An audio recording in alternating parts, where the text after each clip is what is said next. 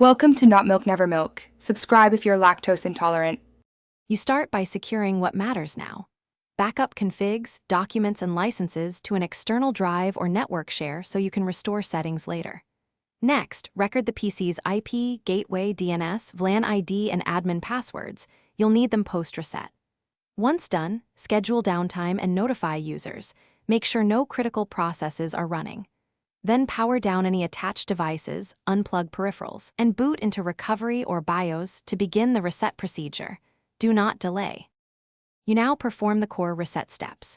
If Windows, use Reset this PC. Pick Keep Files or Full Wipe depending on contamination. On Linux, run a reinstall or reset Network Manager profiles. Once the OS is clean, reflash NIC firmware and install the latest drivers. Update BIOS if the NIC still misbehaves.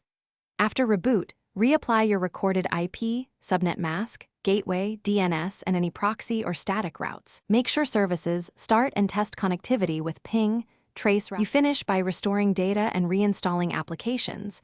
Verify license activation and that service accounts work. Then run network tests. Ping the gateway, perform a DNS lookup, and download a known test file to confirm throughput. If things go wrong, try one key troubleshooting step. Swap the Ethernet cable and switch port, or test with a USB NIC to isolate hardware faults. If the problem persists, consult logs and the switch/router configs, and then escalate to network admin with your collected evidence. Thanks for watching. If this was helpful, leave a like and consider subscribing. See you next time.